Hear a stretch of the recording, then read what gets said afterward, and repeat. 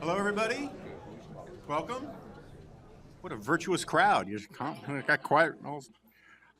So, like Robert Reich's inseam, I'm going to keep this short. I'm Jonah Goldberg. I'm a fellow at the American Enterprise Institute. If that offended you, you might as well leave now. I am happier than Helen Thomas at a Hamas rally to be here. I know that I've been using that joke for a long time, but constancy of character is a virtue too, of sorts. I'm delighted that all of you could make it here tonight, at least most of you. But as a fellow American Enterprise Institute, which is the host of this event, I want to say thank you all for coming, so thanks. The thesis of this book, The 7 Deadly Virtues, is that the classic virtues of temperance and forbearance and thrift and prudence, etc., have all grown out of fashion. Perhaps no greater proof of this thesis comes in any other form than the fact that a book called The 7 Deadly Virtues actually contains 18 virtues under discussion. Kind of reminds me of Thoreau's famous dictum about how to live the virtuous life. He said above all things, simplicity, simplicity, simplicity. One wonders why he needed 3 simplicities. Anyway. It may well be true that America is going to hell in a handbasket. Indeed, a Fox News poll last week found that 58% of the American people believe that America is going to, quote, hell in a handbasket.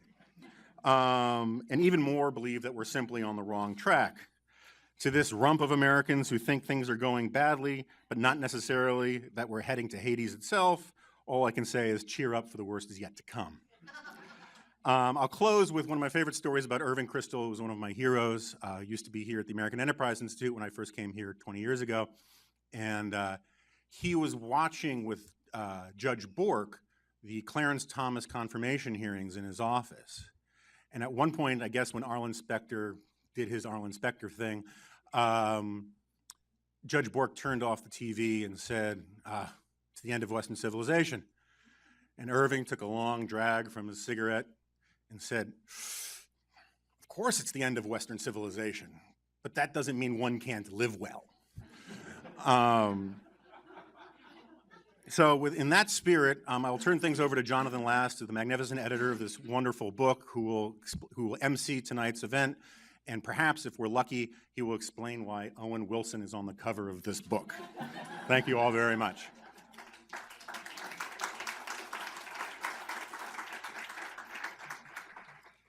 Thank you, Jonah. Thanks first to Susan Ariano, who's the publisher of Templeton Press, for doing this book. Writing is hard and not a lot of fun, as Andy Ferguson, one of our contributors, would tell you. But this book has been a blast. In fact, I had so much fun doing it, it's probably a little bit criminal. I'll never write a real book again, because this is the way to do it, the franchise model. You get funnier people than you get them to do all the writing yourself. And then at the end, you sort of sit back and say, look at this book I wrote, and I didn't actually write it. Thanks to AEI for hosting this tonight, too. It's really very kind of them. And thanks to Jonah, first, for making this gathering happen, and also for your contribution to the book, which is just one of my favorite chapters. As Rob Long put it, Jonah writes about virtue the same way he writes about superheroes, comic books, and Star Trek, with elegance, wit, and a creepy sexual intensity. So before we get to the fun, I want to tell you a little bit about our book. But before that, I want to tell you about another book, a book that many of you probably are quite familiar with. It's Bill Bennett's great Book of Virtues. Now, the Book of Virtues was published in 1993, and it became a national bestseller. It spent months on the bestseller lists. Newsweek said that every set of parents leaving the hospital with a newborn ought to be given a copy of this. Virtue back then was something that you could talk about without being embarrassed. You may have noticed the world has changed a great deal since then. In 1993, just to pick one for instance, there was this shock and scandal when somebody asked Bill Clinton, boxers or briefs? Today, we get naked cell phone pictures of celebrities and politicians even, and we get them like dumped out onto the internet every weekend, and people just kind of go, huh? And it's not just that.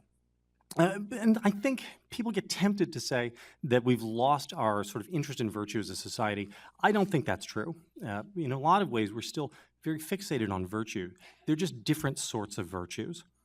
And so I would point to Donald Sterling. Some of you may remember Donald Sterling, the former owner of the Los Angeles Clippers basketball team. Back in April, for 2 weeks, Sterling became the most reviled man in America. What did he do? Well, he was taped whispering racist thoughts in private to his mistress, who, like all good mistresses, when things went south, then released this tape to the media. There's a lesson in here somewhere. So this sparked a national uproar, right? He's condemned on television and on radio and in newspapers and magazines. The President of the United States takes time out from a foreign trip to hold a press conference and condemn Donald Sterling. It's crazy, right? And then the NBA owners conspire to go and they vote to force him to sell his team, deprive him of his property. Now, unremarked on in all of this was that Sterling was carrying on an affair in public and cheating on his wife of 50 years. Now, as I said, we have different virtues, right? There is no scarlet A for adultery these days, but there's definitely a scarlet R for racism, and the punishments are much, much more severe than they ever were. You might even say they are puritanical. Now, maybe that's good, maybe that's bad, I don't quite know. Racism is a terrible thing. But it's interesting because it's certainly a shift and change in virtues. And it's not just that. Mary Eberstadt is here today. She pointed out in one of her books that we live in a time where it's really gauche to express judgment about sexual matters, right? You just can't say that somebody shouldn't put this part with that part on, person X, Y, or Z. But at the same time, we have this complicated moral framework for talking about food. Something's happening here. There's a shift. One of the high points of virtue also used to be moderation, right? They would say all things in moderation. Well, today moderation is not particularly attractive, but sustainability is, right? Sustainability is this virtue that we all strive for. So I compiled a little list of what I think of as the modern virtues. And there's something like freedom, convenience, progress, equality, authenticity, health, and non-judgmentalism. Now, these aren't bad things. They're all actually good in their own way. But to the extent that they've supplanted the classical virtues, I'd argue that this is a problem, because the modern virtues are inherently superficial. They deal with the outer self. The classical virtues, on the other hand, deal with the internal qualities that allow us to be our best selves and live the most fulfilling lives. Now, is it good to be healthy and authentic? Well, sure, that's really good. But it's much more important, for instance, to be prudent and charitable. When it comes to virtue, the old ways are still the best ways. Which brings us to tonight's question: which virtue is the best? Now, picking a favorite virtue is like picking a favorite child. It's something we all pretend that we don't do. But secretly, everyone does it anyway. So tonight, each of my friends here has chosen a virtue to champion. You probably know my friends already, but I'm going to introduce them just the same. First, we're going to have James Lileks from National Review and the Minneapolis Star-Tribune, who's come to defend temperance. Good luck.